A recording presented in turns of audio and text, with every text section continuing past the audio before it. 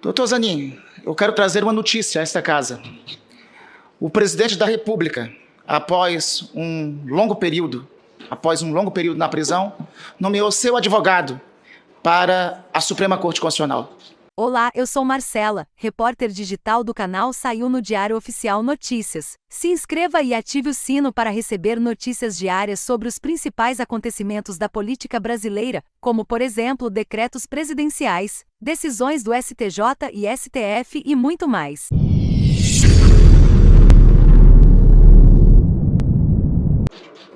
Só que o presidente da República não é Luiz Inácio Lula da Silva, o presidente da República é Nelson Mandela. E o advogado não é Cristiano Zanin, o advogado é Arthur Chascosson.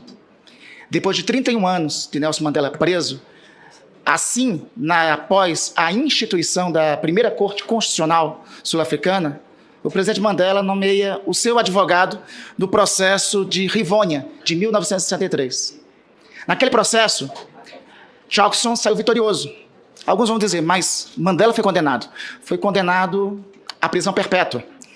Mas o desejo da promotoria naquele caso era condenar Mandela ao enforcamento.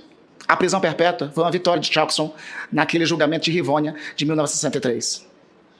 31 anos depois, em 1995, logo após a sua eleição à presidência da República, Mandela nomeia Chascosson juiz da Suprema Corte.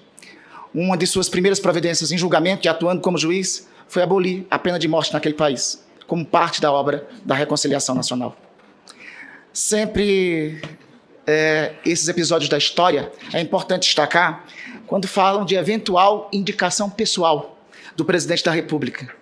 Esse destaque histórico eu faço questão de trazer aqui a colação.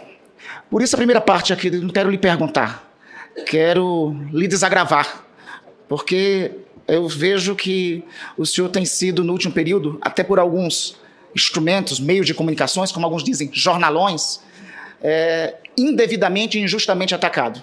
Mas de injustiça o senhor conhece, doutor Zanin, porque o senhor é responsável por provar ao Brasil a maior injustiça que foi cometida na última década. Chegam ali eu acho um absurdo, assim, quando levantarem a acusação de qual o seu notável saber jurídico, doutor Zanin, erga essa decisão da Organização das Nações Unidas. É a primeira decisão da história das Nações Unidas em favor de um advogado brasileiro em uma causa defendendo uma pessoa física.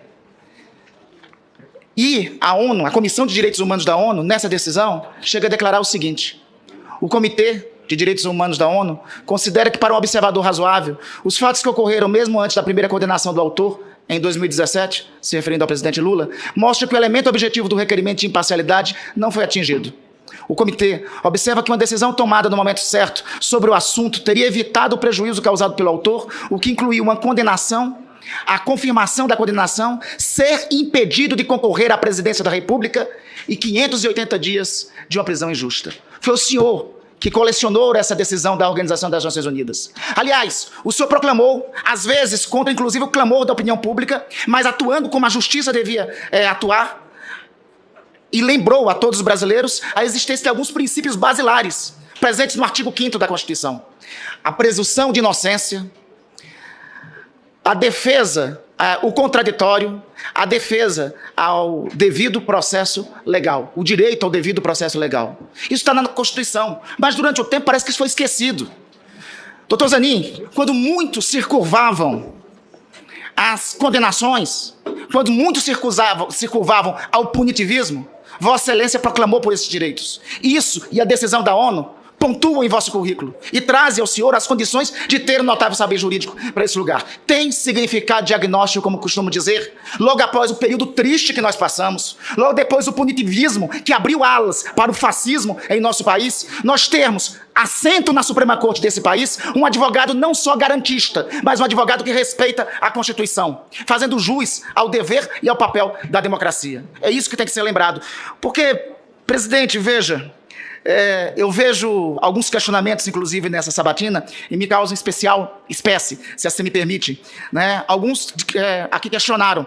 Não pode um inquérito com o juiz sendo acusador ao mesmo tempo que sendo executor? Eu acho que não pode. Está gostando do conteúdo? Curta esse vídeo e fique conosco até o final. Mas também, quando lembram disso, eu lembro do Evangelho de Lucas, capítulo 6, Evangelho de São Lucas, capítulo 6, versículo 14. Por que reparas no cisco que está no olho do teu irmão e não percebes o tronco que está no teu próprio olho? O mesmo que falo de inquéritos indevidos do Supremo Tribunal Federal, esquecem e acham correto um processo judicial em que teve conluio entre juiz e procurador. Aliás, doutor Zanin, ao invés de perguntar aqui, como já foi perguntado aqui anteriormente, sobre relação pessoal sua com o presidente, eu espero e eu acredito que o senhor não terá nenhuma relação pessoal com nenhum procurador na atuação da magistratura na Suprema Corte de nosso país. Eu tenho certeza que pela experiência que o senhor teve em denunciar isso, essa atuação, Vossa Excelência não terá. Me causa também estranheza quando, às vezes, até para tentar distorcer a verdade, trazem à colação aqui informações do tipo seguinte: o senhor tem relação pessoal com o presidente da República? O senhor foi padrinho de casamento do presidente da República? Bastava percorrer a imprensa para saber que o presidente da República e a primeira-dama não tiveram padrinhos de casamento. Então, às vezes, ao invés de percorrer as redes de fake news que existem por aí, talvez seja mais efetivo procurar as informações nos dados reais, na imprensa livre, na imprensa democrática, nos meios de comunicação que prestam informações, não quando emitem, mas quando prestam informações. Evitaria, talvez, dissipar ou disseminar, até aqui nessa Comissão de Constituição e Justiça, outras fake news que são espalhadas aí nas redes. É importante, ao fazer questionamentos aqui, buscar, eu acho que a fonte real e concreta dos fatos e das informações. Então, dito isso, doutor Zanin, e já para concluir, porque eu acho que está mais do que gabaritado, provado e trazido aqui para todos nós, a competência jurídica que Vossa Excelência tem. Primeiro por isso, por ter sido o único advogado brasileiro em toda a história da nossa advocacia a conseguir uma decisão da Comissão de Direitos Humanos da ONU em favor de uma pessoa física. Segundo, pelo papel histórico que Vossa Excelência cumpriu. Sim, Vossa Excelência cumpriu um papel histórico. Vossa Excelência reafirmou para nós brasileiros a importância dos princípios que estão constantes na nossa Constituição. Eu não vou falar de Vossa Excelência sobre o conhecimento da Constituição, porque a atuação vossa, no julgamento mais conhecido que Vossa Excelência teve atuação, provou na prática como deve ser cumprido os princípios constitucionais e como deve atuar um juiz com a imparcialidade devida. Ao concluir, só duas perguntas. Uma que eu considero importante, inclusive em decorrência de vossa atuação, foi o Supremo Tribunal Federal tomou decisão em relação às chamadas conduções coercitivas, demonstrando o quanto arbitrária e inconstitucional elas eram. Eu pergunto de Vossa Excelência que se, como futuro ministro do Supremo Tribunal Federal, como pretende lidar com questões que envolvem o equilíbrio entre os instrumentos de investigação e os direitos fundamentais do cidadão. Só como segunda questão, o Conselho Nacional de Justiça aprovou a Resolução 492, que, entre outros aspectos, estabelece medidas de aperfeiçoamento do sistema judicial, sobretudo em relação à equidade racial.